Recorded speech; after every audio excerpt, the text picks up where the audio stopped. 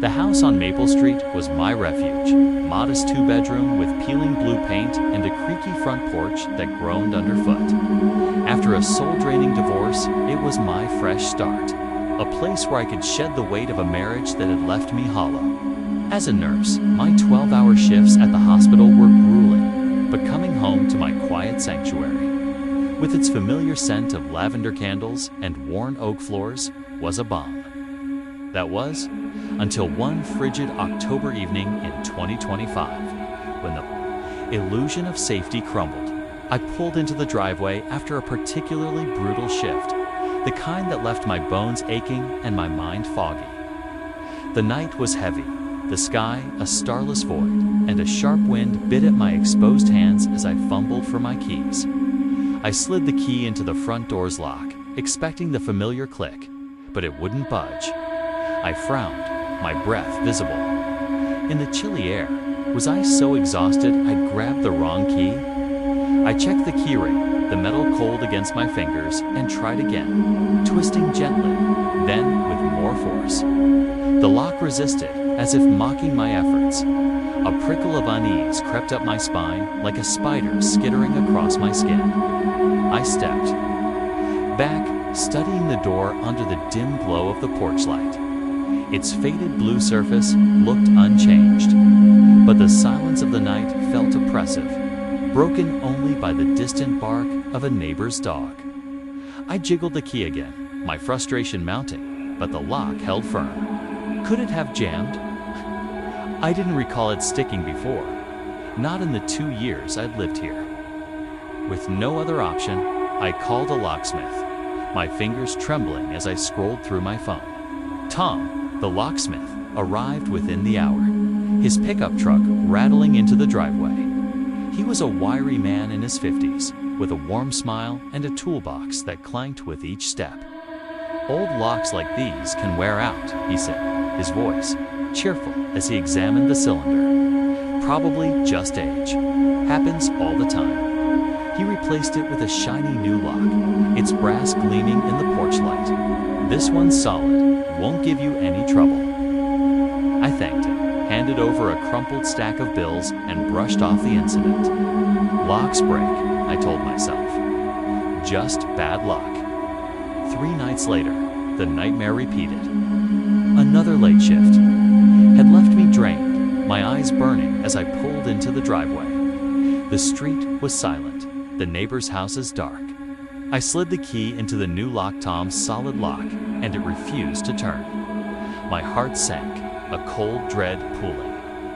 In my stomach, how could a brand new lock fail so soon? I stood on the porch, the wind tugging at my coat, and tried again. My hands shaking. Nothing. The key felt like a stranger in the lock, useless. I called another locksmith, my voice tight with frustration. This time, a gruff man named Carl arrived. His face weathered and his demeanor curt. He worked in silence, his tools clinking as he dismantled the lock. "Cheap materials," he muttered, but his furrowed brow and the way he avoided my eyes suggested he wasn't convinced. Could be a bad batch. He installed another lock, handed me the keys, and left without small talk. I stood in the doorway, staring at the new cylinder, its metallic sheen mocking my growing unease.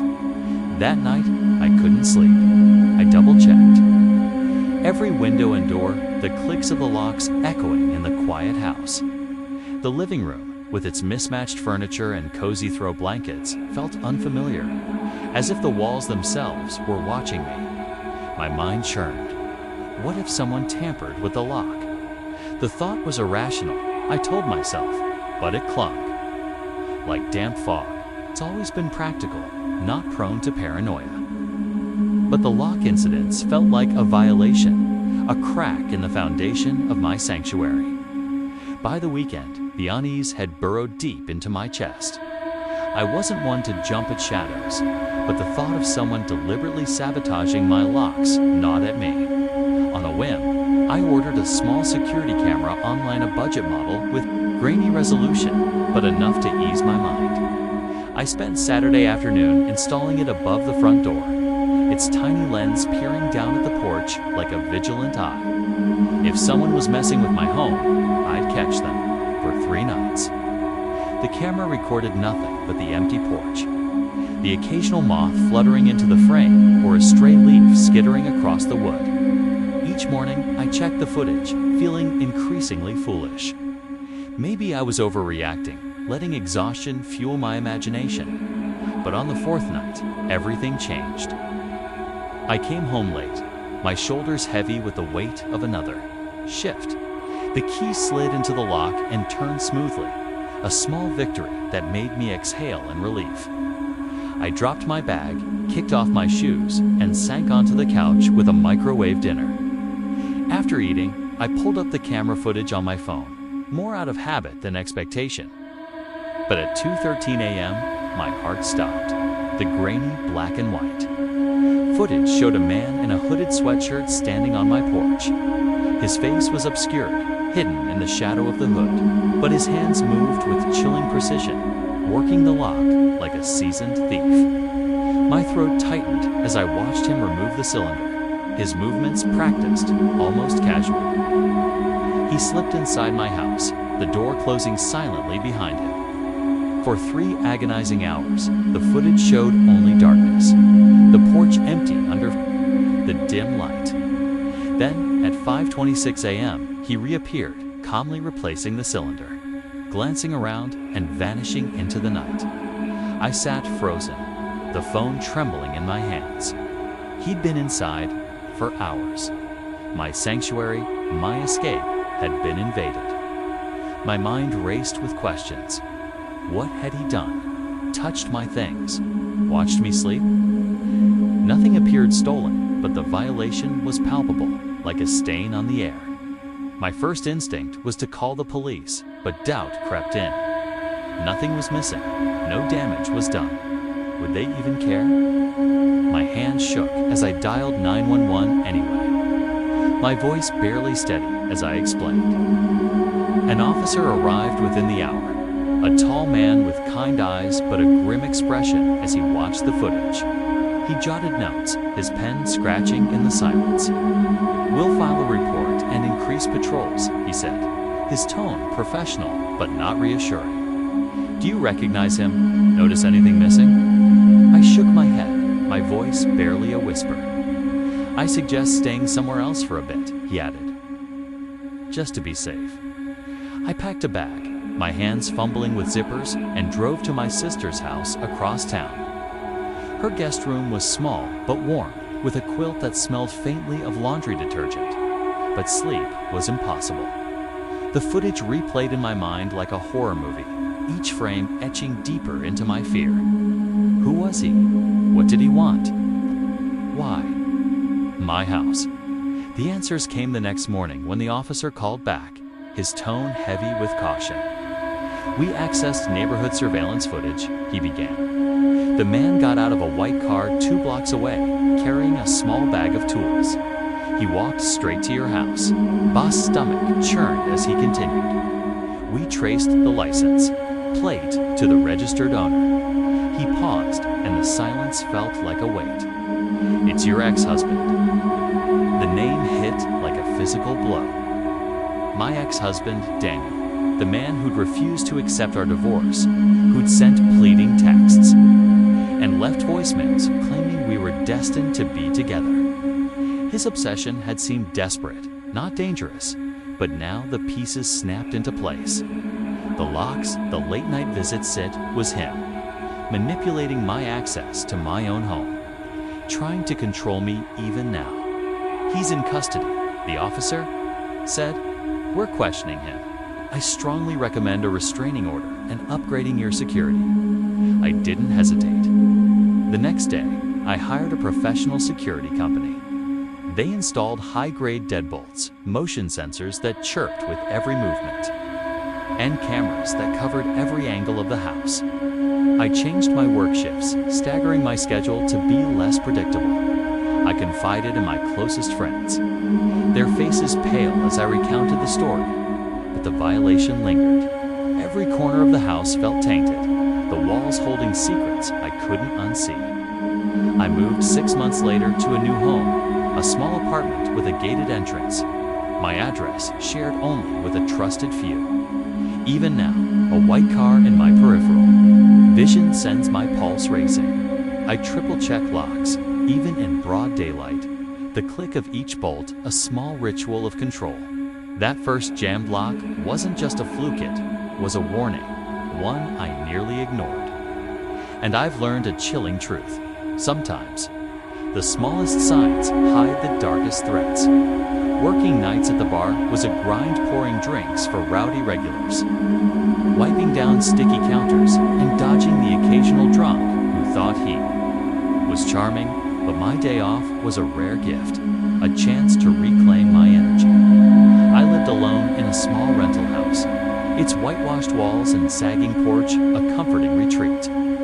My plan was simple: sleep in, brew coffee, and lose myself in a horror movie marathon with a pile of snacks.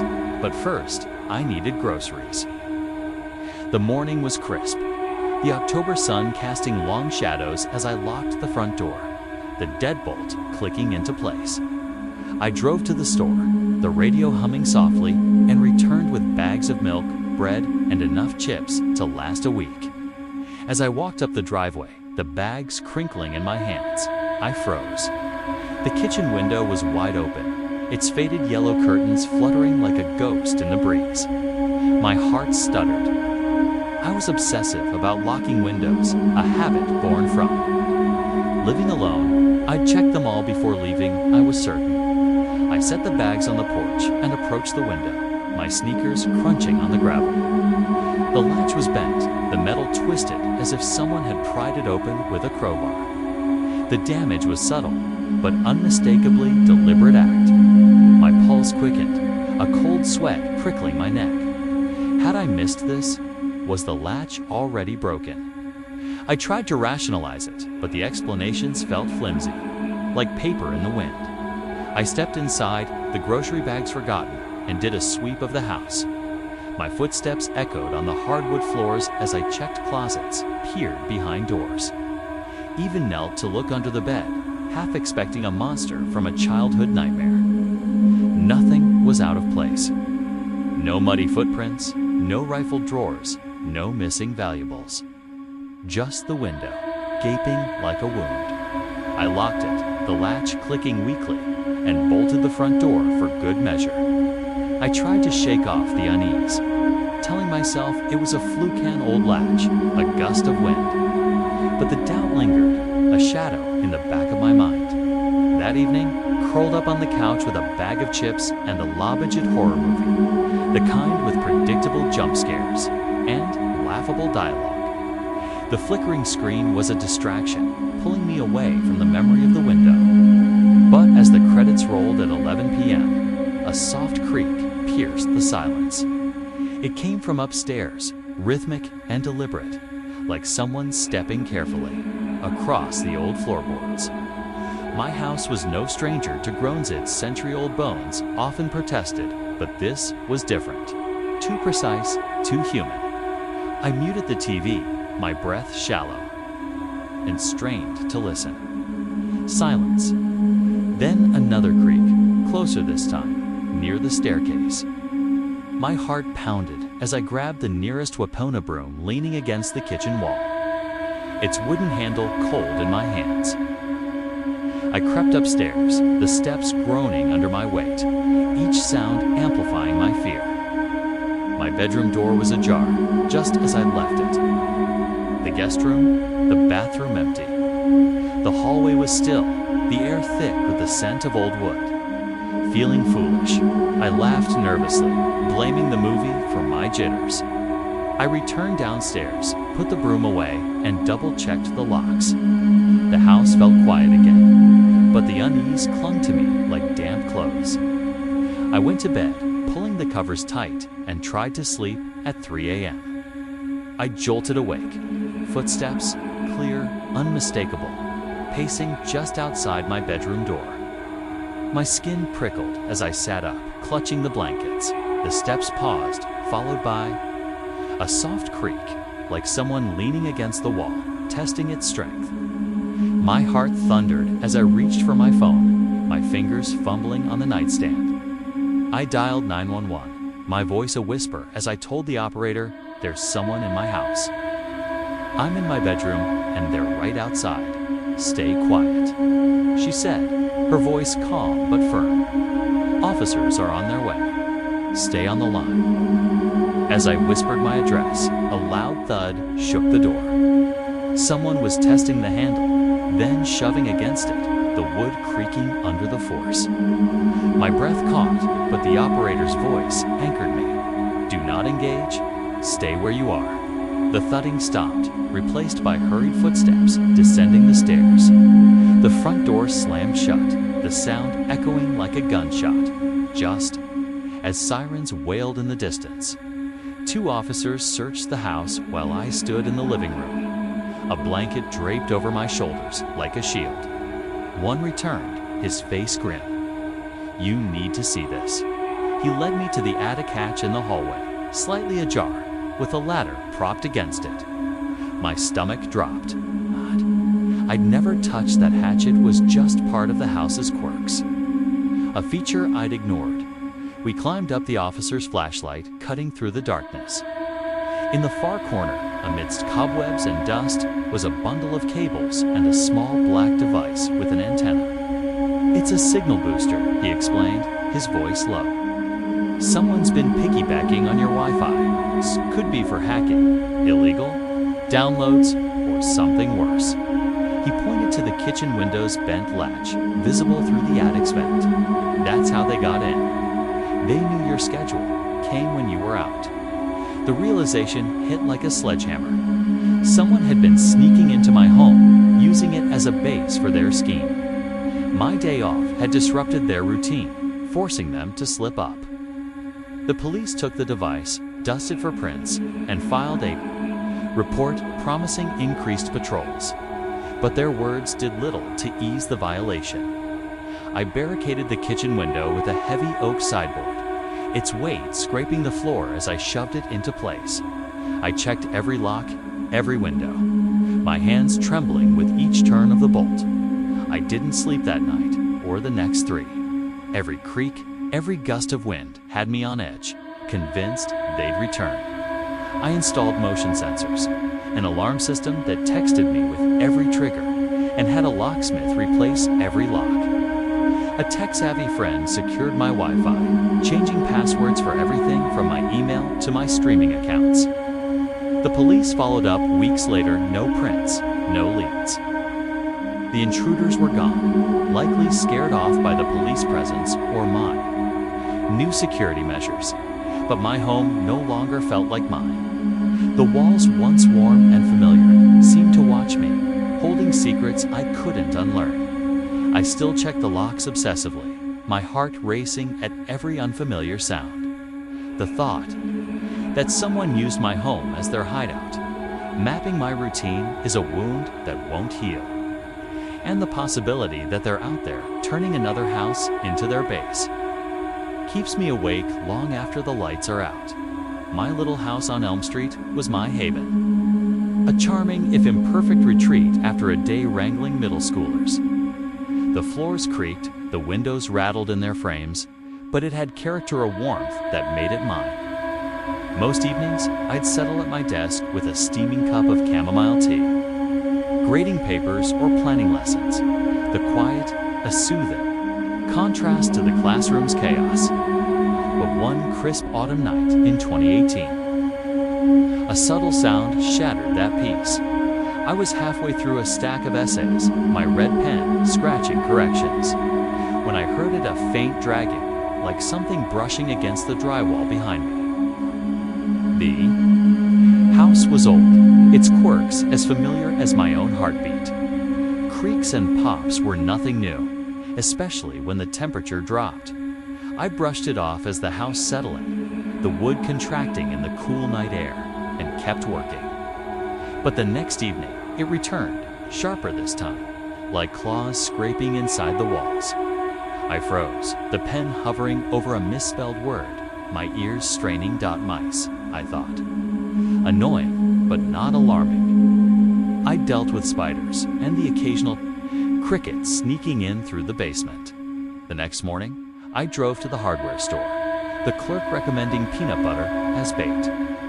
I set traps in the corners near the hallway closet where the sound seemed loudest, and waited. A week passed, and the traps remained untouched, the peanut butter mocking my efforts. The scratching grew louder, always after 11 p.m., just as I was drifting off. It was rhythmic, persistent, coming from the same spot in the hallway. My tabby Luna started acting strange. She'd perch on the couch, her ears pinned back, staring at the wall near the closet. One night, she bolted from the bathroom. Her tail puffed like a bottle brush and froze in the hallway, hissing at the wall. The scratching came again, sharp and deliberate, and Luna growled, her body low, as if ready to pounce. My stomach twisted. This wasn't mice. The sound escalated over the next few nights. It's no longer just scratching, but heavier, like something dragging itself along the wall. It moved too, from the living room to the hallway closet, as if pacing. Luna's growls became a nightly ritual, her green eyes locked on the wall. I couldn't ignore it anymore. Armed with a flashlight, its beam cutting through the dim hallway. I emptied the closet, piling coats, boxes, and a tangle of old shoes into the hall. Then I saw it. A small door, barely 2 feet tall, blending seamlessly with the paneling. In over a year of living here, I'd never noticed it. My heart pounded as I stood there, the flashlight trembling in my hand. The door had no handle, just a thin gap where the panel met the wall. I grabbed a flathead screwdriver from the kitchen, my hands slick with sweat, and pried it open. A musty smell hit me, thick with mildew and something sour like old food. The flashlight revealed a narrow crawl space, just wide enough for a person to slither through. Inside was a filthy sleeping bag, its fabric stained and torn, surrounded by crumpled food wrappers, chip bags, candy bars, and empty soda can. A small flashlight, its lens cracked, lay discarded nearby. My breath caught, my knees weak. Someone had been living here, inches from where I slept. I stumbled back, slamming the door shut, and dialed 911, my voice shaking as I explained. There's a crawl space in my closet. Someone's been staying in it. 2 officers arrived, their radios crackling as they inspected the crawl space. I stood in the hallway, gripping a kitchen knife, Luna pacing nervously at my feet. Someone's been using this as a hideout, one officer said, emerging with a grim expression, probably coming through a vent or window. They found signs of forced entry on a basement window, the lock subtly tampered with. Invisible unless you knew to look. I stayed at a friend's house that night, her spare room a stark contrast to my violated home. Sleep was impossible. My mind. Replaying the image of that sleeping bag, the wrappers, the cracked flashlight. The next day, I called a contractor. He bolted the crawl space shut, reinforced every window, and installed motion sensors that chirped with every movement. He tried to reassure me, saying older homes often had hidden spaces, perfect for transients seeking shelter. But his words felt hollow. For weeks, I avoided the hallway closet, its sealed door a constant reminder. The motion sensors helped, their soft beeps a reassurance, but the fear didn't fade. Someone had been inches away, listening to my footsteps, my breathing, my life. I still hear Luna's hiss in my dreams. See that crawl space when I close my eyes. How long had they been there? What did they hear? And what if I'd never found that door? I'd been renting a small house on the edge of town for 6 months, a quiet haven for my graduate studies. Its white clapboard exterior and sagging front. Porch weren't much, but it was perfect for me, a place to focus on my thesis without distraction. The backyard, bordered by a tall wooden fence, backed onto a supermarket parking lot. The faint hum of carts and cars, a comforting reminder of the world beyond my walls. Most nights, I worked late. my laptop glowing amidst scattered papers and coffee mugs. The house silent, except for the rhythmic tap of my keyboard. One night in early spring, the power cut out abruptly. The laptop screen became the only light, casting eerie shadows on the walls. The silence was oppressive, the usual hum of the refrigerator gone. I waited, expecting the lights to flicker back on, but the house remained dark. I peered out the living room window, the streetlights still burning brightly. Why was my house the only one without power? No storm, no overloaded circuits, just an unsettling void. The circuit breaker was in the basement, a damp, unfinished space I avoided. Its low ceiling, exposed pipes, and faint, musty smell made it feel like a tomb. I grabbed my phone, its flashlight casting a narrow beam, and descended the wooden stairs, each step creaking ominously. The air grew colder, heavier as I reached. The breaker was in the far corner, near the old boiler, its rusted surface looming like a relic. I swept the flashlight around, the beam catching paint cans, a broken chair, and a pile of forgotten boxes. Then I saw it. Behind the boiler, a figure crouched, motionless. My heart stopped, the flashlight shaking in my hand. The beam caught a pair of wide, unblinking eyes, glinting in the darkness. The man was pale, his clothes dark and ragged, blending into the shadows. He was close to his breath, visible in the cold air. "Who are you?" I stammered, my voice barely audible. He didn't answer, just stared, his eyes hollow. Then, without warning, he bolted, darting around the boiler with startling speed. He headed for the back door, which I hadn't even noticed was ajar, and vanished into the night, his footsteps echoing on the concrete. I stood frozen, the flashlight. Trembling, my mind struggling to process what I'd seen. I slammed the door shut, locked it, and leaned against it, my legs weak. My hands shook as I dialed 911, the operator's calm voice a lifeline as I explained. There was a man in my basement. He ran out the back door. She instructed me to stay safe, promising officers were on their way. I grabbed a heavy flashlight as a makeshift weapon and sat in the living room, my eyes glued to the backyard, the fence looming like a silent sentinel. The police arrived, their red and blue lights cutting through the darkness. One officer stayed with me, his presence reassuring, while the other searched the basement. He returned with a dusty black duffel bag, its fabric worn and stained. "Do you recognize this?" he asked. I shook my head. Wasn't mine. He unzipped it, revealing a mess of items. Electronics still in their boxes, wallets, a few pieces of jewelry. My breath caught. It was a thief's stash, likely stolen from the supermarket next door. "Your basement's been a storage spot," the officer explained. "Thieves hide stuff where it won't draw suspicion, then collect it later. But a private residence? That's bold." They found more evidence: a dirty blanket, an empty soda can, a crumpled fast food wrapper. The man had been camping out, using my basement as a hideout between jobs. The officers sealed the basement door, replaced every lock, and installed motion sensor lights in the backyard. They promised increased patrols, but their reassurances felt hollow. I called my landlord the next morning, and he sent a contractor to reinforce the doors and windows.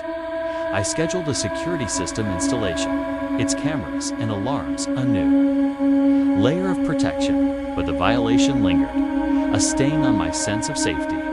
How many times had he been there, moving below me as I worked? How many nights had I been oblivious, my footsteps echoing above his hiding place? I moved a month later to a small apartment near campus. Its modern locks and gated entrance a stark contrast to the house's vulnerabilities. But the memory of that night, of those unblinking eyes in the dark still, haunts me. If the power hadn't cut out, I might never have known. And that thought is the most terrifying of all. These stories are a chilling reminder that our homes, our sanctuaries, can be breached in ways we never imagined. A jammed lock, an open window, a hidden door, a dark basement small signs can hide. Horrifying truths. Have you ever felt your home wasn't as safe as you thought? Share your story and lock your doors tonight. You never know what's watching.